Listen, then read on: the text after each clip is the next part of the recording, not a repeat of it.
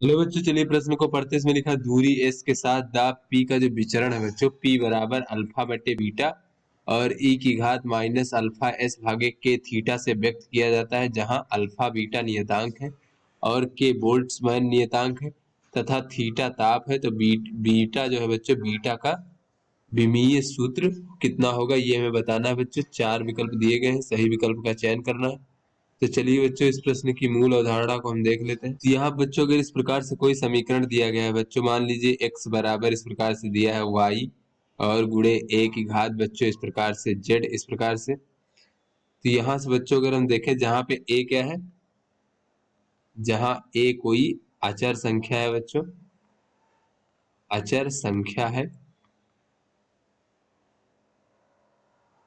तो ऐसे में बच्चों जो अचर संख्या की घात में होगा बच्चों, वो उसकी कोई विमा नहीं होगी बच्चों। यहाँ से हम कह सकते हैं तो जो z होगा बच्चों, ये विमाहीन होगा बच्चों, विमाहीन राशि होगी।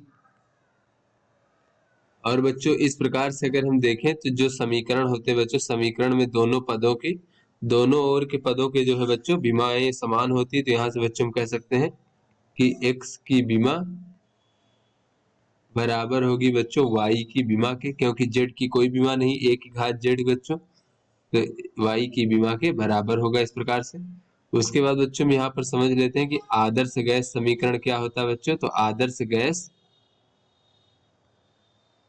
समीकरण को जो बच्चों अगर हम देखें तो ये होता है दाब गुणे v आयतन pv बराबर n kBT इस प्रकार से, जहां पे n क्या है बच्चों, ये हमारे अणुओं की संख्या है और kBT क्या है, बोल्ट्जमैन नियतांक, और T क्या है, तापमान है इस प्रकार से।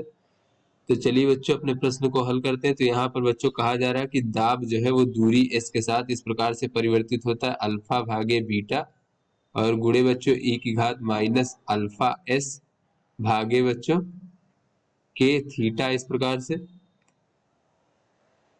से बच्चों व्यक्त किया जाता है। अल्फा बीटा नियतांक के बोल्ट्जमैन नियतांक है तथा थीटा ताप है। तो बीटा का विमीय सूत्र कितना होगा ये हमसे पूछा जा रहा है। तो यहाँ से बच्चों अगर हम देखें तो हमें बीटा का विमीय सूत्र बताना है।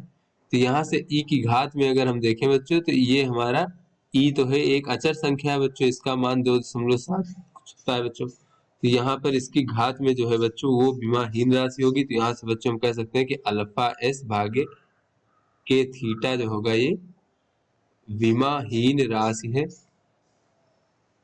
तो ऐसे में बच्चों हम क्या कह सकते हैं कि अंश और हर दोनों की विमाएं समान है, यानी कि अल्फा गुणे s की विमा किसके बराबर होगी बच्चों, k गुणे थीटा की विमा। तो यहाँ से बच्चों k गुणे थीटा अगर हम देखें तो k बोल्ट्जमैन नियतांक, थीटा ताप है। तो यहाँ पर बच्चों n की कोई विमा नहीं होती, तो यहाँ से एक बोल्ट्जमैन नियतांक और गुणे ताप जो है, इसकी विमा जो हो जाएगी वो हमारे दाब गुणे आयतन की विमा के बराबर होगा।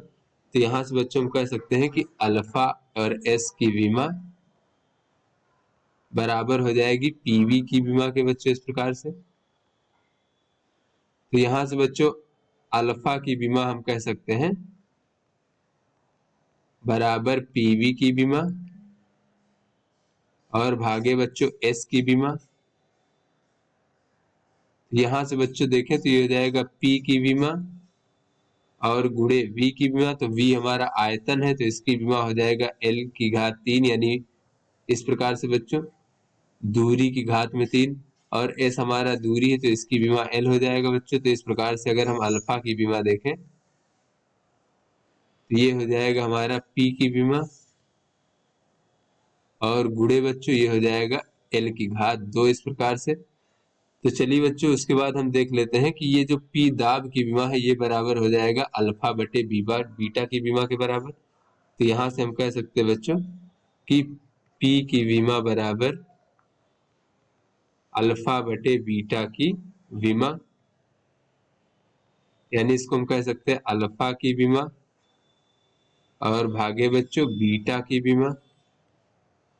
तो बच्चों हमें बीटा की विमा ज्ञात करना है, तो यहाँ से हम बीटा की विमा बराबर कह सकते हैं कि अल्फा की विमा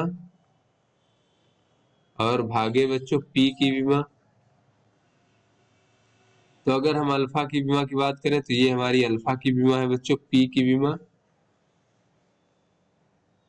और गुणे बच्चों l की घात 2 भागे p की विमा।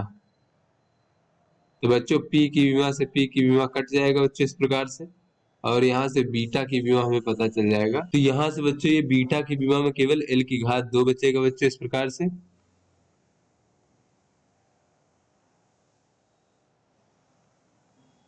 l की घात 2।